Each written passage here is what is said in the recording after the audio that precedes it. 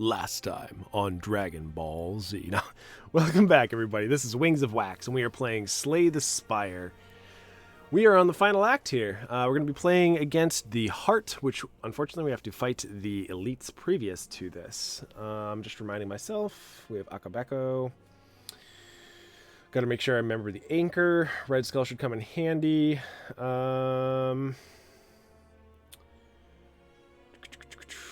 Should be able to power out some extra damage early on with Mutagenic Strength. Self-forming Clay has been pretty decent for us too. I really like the hand drill. We're going to have like 5 energy to work with, so that's pretty good. Dexterity, and we have Ice Cream. So I got to keep Ice Cream in mind too, because there are turns where we actually should like pay attention to preserve some of our cards. Oh wait, we don't have, what's that called? Runic. The one that like lets you hold cards into your hand, the pyramid looking thing. So like Ice Cream is really good. What is our deck here? We have triple Infernal Blades, right?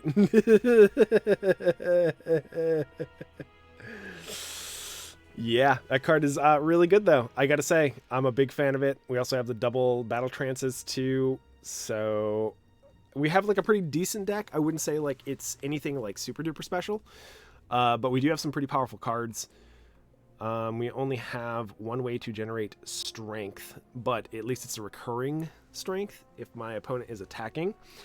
And hopefully we can set up like a key turn with like Flame Barrier against the turns where the Heart will attack for X amount of damage 12 times. So we do not have a way to reduce strength though. I forget what that card is, the 1 mana 1. Because that one actually would have been really helpful here too. What are our potions? We can upgrade cards, gain dexterity, and deal damage. Alright, so, I mean, like, we're not, like, in the worst shape ever. But definitely we could do better. So, I don't think upgrading Battle Trance is worthwhile. The extra card isn't really worth it, typically. Because drawing 3 cards is already good enough. Immolate is good, but it's only good against the elites. So I'd rather go for something that's better against the Heart, which I feel like would be either Clash, Rampage, or Dropkick. And we do have double Battle Trance, so we should be able to find Rampage at least 2 or 3 times throughout the match. So I'm wondering if we should be able to do that, because then I would turn it from 8 damage into 16 damage, and then into 24 damage, which is pretty decent for 1 mana. However, having just like free upgraded Clash or a free upgraded Dropkick is also pretty beneficial too. And I do feel like we're going to be casting Dropkick more often than not. We have ways to break through and deal vulnerability, so I'm thinking the Dropkick is going to get cast more often than Rampage. So I'm probably going to go with the upgraded Dropkick here. It's only 3 extra damage, but I don't know, I feel like it's just going to be more often cast than any of the other ones. So we're not really like looking to like add cards at this point. Nothing really like stands out. If we had more strength, I would consider Sword Boomerang. We only have 1 strength bonus, so I don't think that's really worthwhile. I mean, technically we have 2, I guess. So, you know, and obviously it's really good with like Akabeko, but Rage is still not terrible. But I think we're just going to be looking at like Metallicize here for the Heart of Gold. And potentially removing a what would we remove that from this deck that is not super beneficial to us? I can't really think of anything like that stands out as just being like a bad card, so I'm just tempted to just go with like the Metallicize and get rid of like the Explosive Potion here, since I think that's the worst thing. How many cards do we have that's not upgraded yet? 1, 2, 3, 4. 5, 6, 7, 8, 9. 9 out of 26. I wonder if going for that is just better for us. Getting rid of that. I mean, the other option is to gain 20 HP. 20% HP, I'm sorry, 20%, which is not really much. It's only like, I don't know, 13-ish. About 15-ish health, I would say. Since we only have 56 HP, yeah, somewhere between like 13 and 15. I think it's closer to 13 though. I don't feel like doing the actual math. I don't think gaining 13 health, though, is really worthwhile. Like, we should really look at, like, Fear Potion, or just go for the Heart of Iron here. But I think we're going to go for the Heart of Iron. I'm just trying to decide, like, which potion do we get rid of? Like, Explosive Potion's really only good against not really anything except for the elites here, which is kind of what I was planning on using it for. But I think having that against the Heart is more beneficial to us. So let's get going. All right, we have the elites. So these guys attack. They both have this ability where whenever whoever's attacking from behind is going to deal double damage. Is it double damage or is it 50% more damage? Surrounded 50% more damage. So they basically get like a vulnerable hit on me. Let's go for a battle trance before I decide to choose anything here. We would like to like focus on one. This one attacks more often in the multiple amounts of damage. So it would be nice to kill this one first, but this one is the weakest. So this one hits big with one attack, and this one hits big but with multiple attacks, or hits small, I guess. Shockwave is not a terrible option. Let's go for the Infernal Blade to be able to make our first decision. Yep, we drew a dropkick, so I'm going to go for a Shockwave first. Reduce the damage that's going to be dealt to us. Should we target this guy? He's going to be going up for probably a defend on the following turn. Typically, I target this, but I'm not sure that's actually the correct play or not whenever I do this. I'm just taking it slow because I need to like reduce the amount of damage that's going to be dealt to me.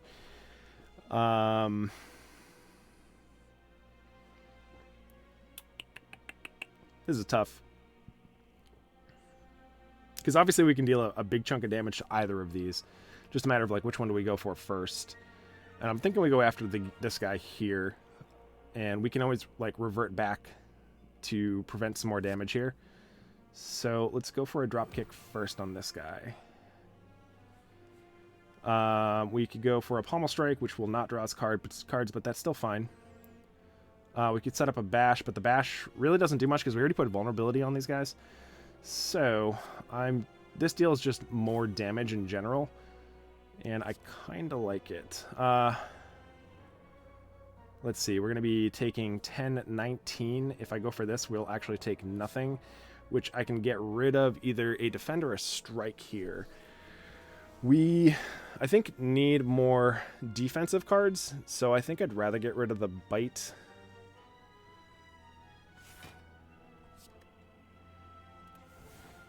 And then we can just, like, bash this guy. Yeah, because we can prevent as much damage as we want here. Well, we prevent all the damage, I should say, dealt to us right here. So we get some burns. We have Spot Weakness, which is pretty helpful. Let's go for the Infernal Blades that we get. We get Hemokinesis. We have Battle Trance. Let's go for the Battle Trance first. Then we get the option to go for Armaments. And Armaments can upgrade Hemokinesis, the Defend, and the Bite, which could help us out further down the road. Well, let's go for the Infernal Blades that we get, so that way we can upgrade that, and we also get an upgrade Anger. I'm not opposed to that. We can just take this guy out, which is helpful. Let's go for Seeing Red, because we're not going to get punished regardless, because we have Ice Cream. From here, we do want to put up some block.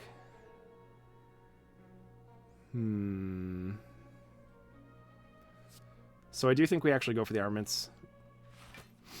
And then we can go for the Rage Plus. And this will help us deal some more damage. So I'm going to go for this.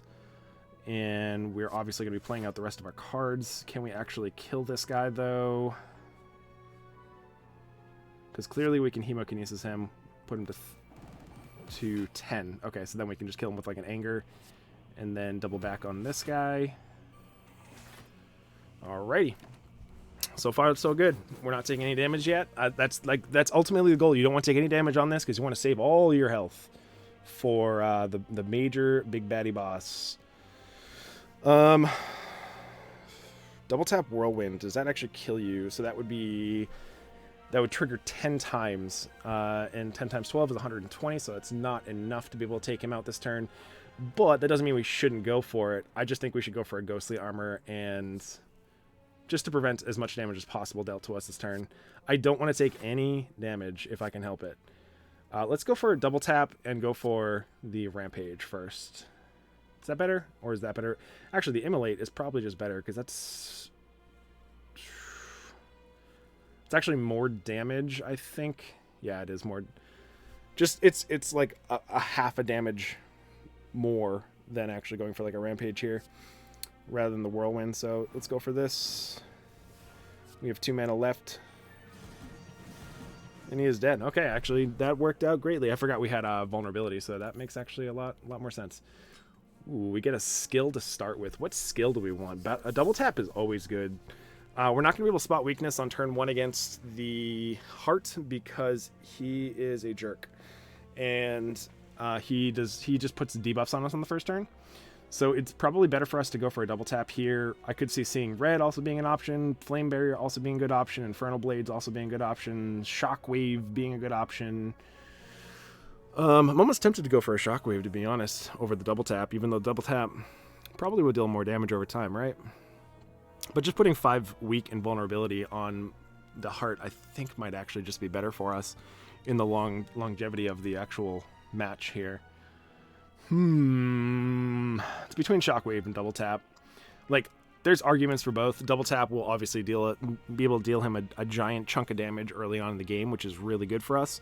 Shockwave prevents a little bit of the damage from his X times 12, or Y times 12, I should say, because probably that would make more sense. So his like 4 times 12 hit turn or whatever. That will reduce it to, I believe, 2, which would be fantastic for us. But also be able to apply a vulnerability for him for 5 turns, which should be enough for us to get in a bunch of damage, which might add up to more damage than a double tap. So, yeah, I think we go for the Shockwave. It's asking us if we want to add a card. I don't know if I really want to add Second Wave, because that's like the only thing I'm really considering here. I think we just pass. All right. Here it comes. We got the Heart. Well, first thing we're going to do is go for an Infernal Blade, which we have a Bludgeon, which I am friggin' happy about beyond belief here. We will start by weakening him and by vulnerabling him. I see no reason not to just cast all the cards in our turn. Keep in mind, he's also dealing us 1 damage for every card that we cast. So, man, you are not using the brain, huh? I mean, it didn't really matter this turn, but we are going to be using all of these. And I don't think it's worth it to use that. I should have considered all my potions before I decided to do this. That was a small mistake there. Hopefully we don't get super duper punished for that. Okay. We're only going to be upgrading 1 card here if we go for... This is the 2 times 12 turn, so...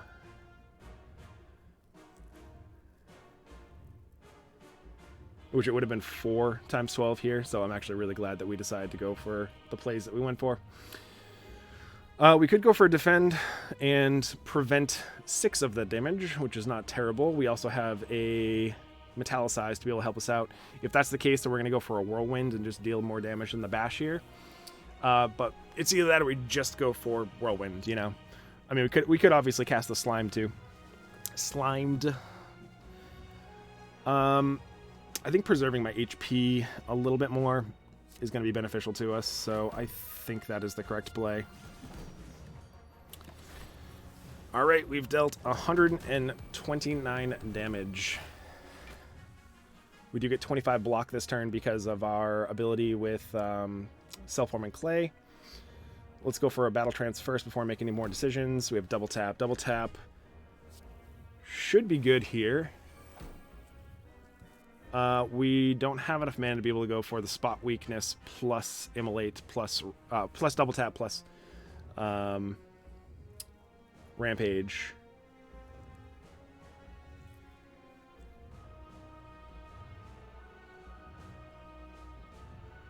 I think this would be the turn that we would actually pop this Blessing of the Forge. We get 3 cards to be able to upgrade there, so that's kind of the reason why.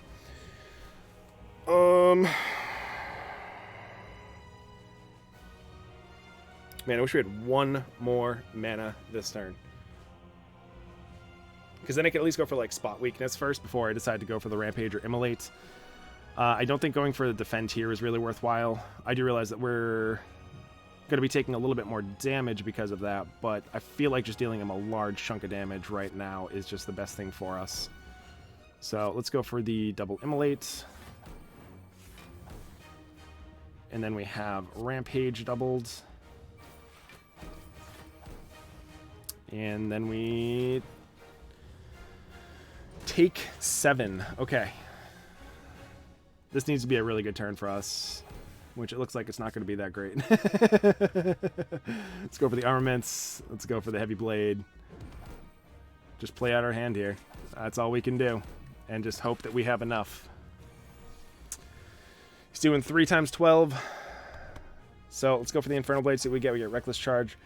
Let's go for the Battle Trance here. We get Seeing Red.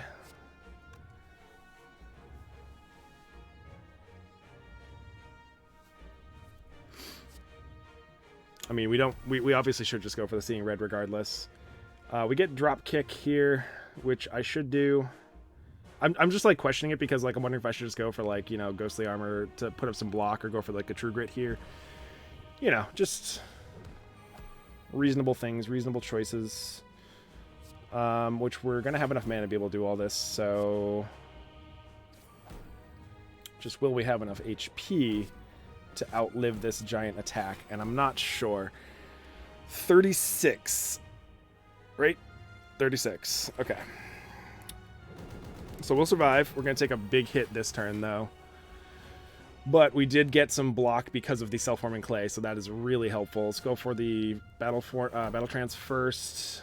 We don't really have anything we can super duper upgrade with this, but we have what's, let's see, that's 6 mana worth of stuff we can cast. I don't think we go for the armaments here.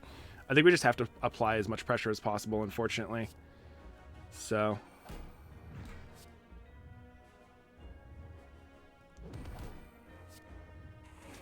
I see no other way around this because we need to make sure we're dealing, you know, increments of damage here to make sure that he is dead soon. He's going to be getting. He actually already has a an artifact on him already. Man, where have you been? Well, we have double tap, and we have Rampage, and we have Bite, and you have not shown up on the correct turn, so that's really super unfortunate for us here. 6 times 12. Yeah, I'm not sure we're going to be able to do this. This is a lot, and we can't even cast a Clash here, which that's the problem with having Clash against the Heart. I think we are just dead, though. Yes, we are. So this is the most mana damage that I can deal to him. That's unfortunate. The Clash became a dead card, and even then, it still wasn't enough to be able to take him out.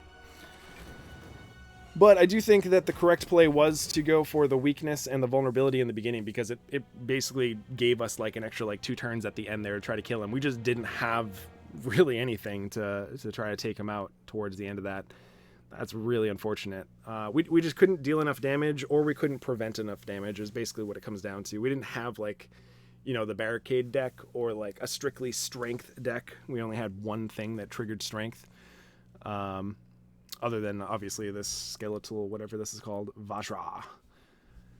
Yeah, overall, though, I would say the deck did fairly well. I mean, obviously, we lost, but we just didn't have, like, a clear direction to go in. So it's a little unfortunate, but at the same time, I still feel like we learned quite a bit, and that's basically just, you know, make sure you try to go for a direction. Try to look for one, whether it's, like, the Barricade strategy or an Exhaust strategy. Those typically tend to be like one of the better strategies to go with. We just really didn't have like many options to go in those directions. Maybe I missed them. I don't know. It obviously could have been, or maybe I could have just, you know, not chosen cards and chosen different cards.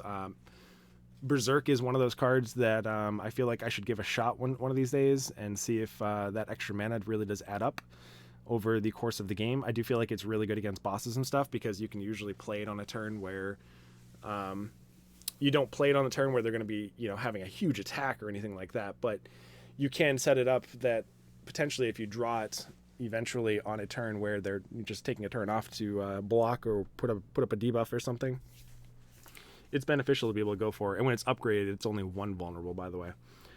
So, I don't know. It's tough to say because, like, I feel like the cards that carried us are obviously double tap.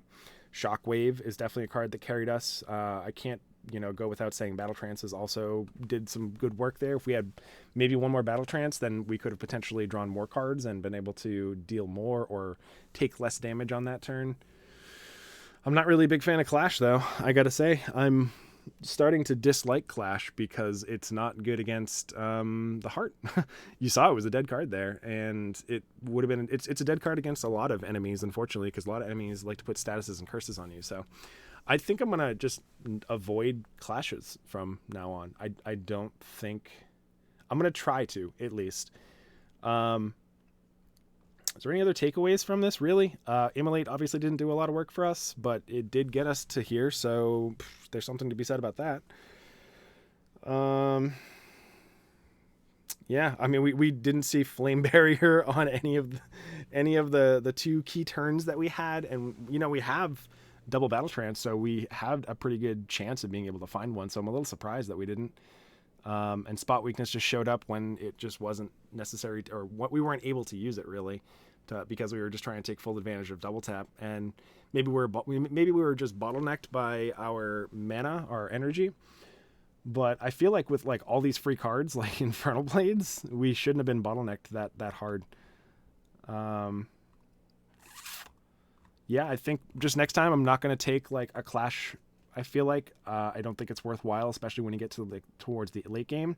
Maybe I'm valuing Immolate a little too high too, so maybe I start straying away from Immolate if there's like a slightly different choice that is obviously not terrible, but and just try something different. I feel like, or maybe we just get lucky next time and find that Strength or that Barricade deck, because those are like the two clear strategies that do inevitably lead you to defeating the Heart. And there is the exhaust strategy too, but you do need like there's a I was gonna say trinket, but these are relics. There's a relic called the Dead Branch, which every time you exhaust a card, you get a random card. So if we get like Dead Branch early on or something like that, then we could definitely shoot for like an exhaust strategy too, because there clearly is some synergies to be had there, and we can definitely like tie in some type of like strength strategy to go with that too, because there is a lot of cards that do go into that same category. Like even like Shockwave, I feel like goes into the strength deck, because making an opponent weak and vulnerable and also exhausts, and Infernal Blades are obviously also exhausted. Like there's a lot of like dual synergies that you can use a lot of these cards with, and like we have triple Infernal Blade, but I still think it was correct to take them. Like they're really, really powerful cards. To have a 0 mana random attack, like sometimes it pays out huge, sometimes it pays out mediocre, but just for it to be 0 mana, and it adds up over the course of the game. Yeah, I think that's where we're going to end it, though. Thank you guys so much for watching. Hopefully you enjoyed, and hopefully maybe you learned something along the way, too. I definitely found some new respect for Self-Forming Clay. I felt like that was really good against the Heart here. We have to make sure we pay attention more to Akabeko, because there are definitely some choices we could have made, like probably like, what's that card? Sword Boomerang, that definitely would have been worthwhile to have with Akabeko, because that would have dealt, 11 damage 3 times, or if it's upgraded 4 times. There's definitely some key takeaways from every single match that you play, as long as you learn. We obviously learned that Ice Cream is really good too. We just didn't have enough mana to be able to like float over to the next couple of turns and so on and so forth to try to fully take advantage of it. So yeah, that's going to do it though. Thank you so much for watching. Be sure to like and subscribe if you enjoyed this type of content. And I'm actually going to go record another episode here, so that way I have one for the following day, because this was kind of short for me. So, yeah. Thank you so much, though. Be sure to have a great day and have a great weekend or night or whatever, wherever you are. Just make sure that you are staying positive and staying happy. Cut those negative things out of your life. You know what I mean? But good luck and grind on, everyone.